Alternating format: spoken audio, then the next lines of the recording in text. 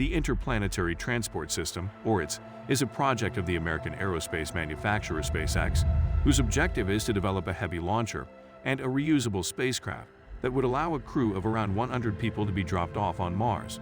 According to plans unveiled in September 2016, the first flight to Mars would take place in 2023.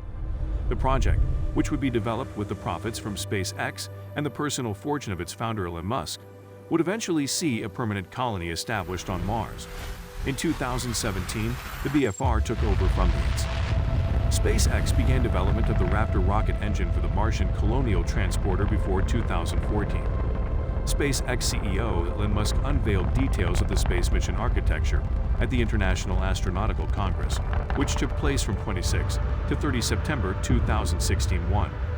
Musk stated in June 2016 that a first unmanned MCT flight to Mars is planned as early as 2022, and the first manned MCT will depart in 2024. In 2007, Elon Musk stated his goal of making the exploration and colonization of Mars possible.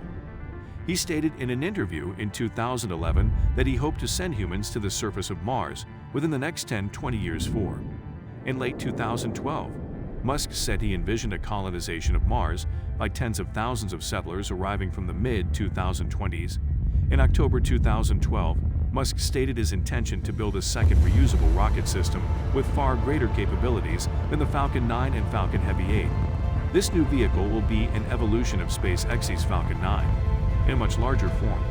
But Musk said SpaceX would not make a public statement about it until 2013-95. In June 2013, Musk stated that he intended to delay SpaceX's IPO until the Martian Colonial Transporter flies regularly. In February 2014, Musk said the Martian Colonial Transporter would be 100 times larger than an SUV and capable of taking 100 people at a time to Mars.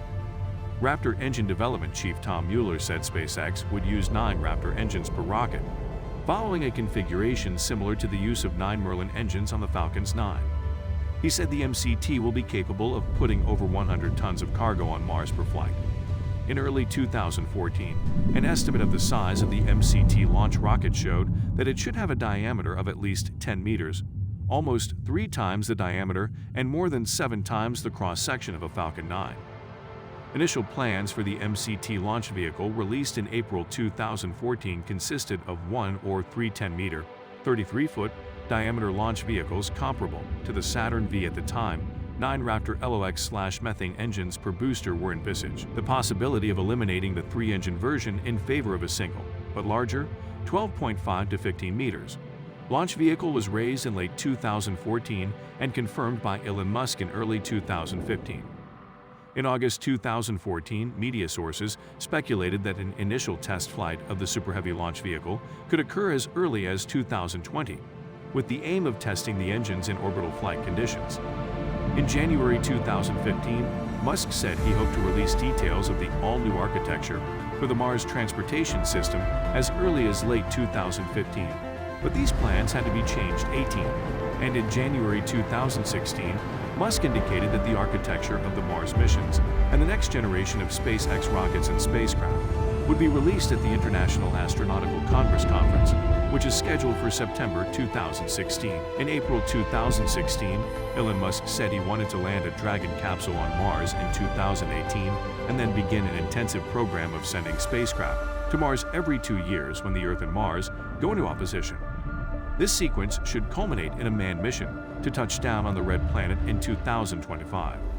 In early September 2016, Musk decided to change the name of the MCT, as the system is now planned to be capable of going well beyond Mars. Thus, the new name no longer mentions Mars, but refers to the project as the Interplanetary Transport System. The typical mission consists of 2 launches. The first launch places the Mars transporter with its crew into low Earth orbit. The first stage, once its mission is accomplished, returns to its point of departure on the launch complex using the technique developed with the reusable Falcon 9 launcher, braking with engines, gliding phase, then landing using propulsion again. The second stage, the Mars transporter, uses some of the fuel it carries to reach low orbit. The first stage is reused shortly after refueling and testing to launch a refueling type second stage that carries propellants to the orbiting carrier.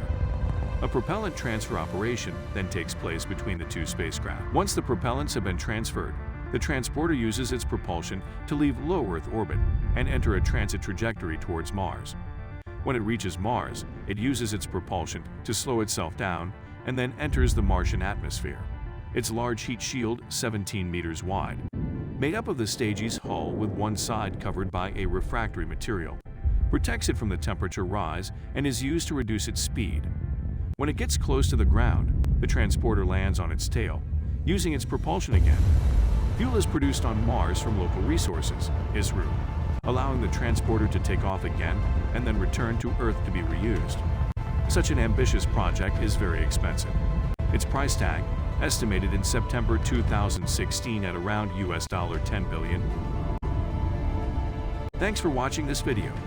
Check our YouTube channel and don't forget to subscribe.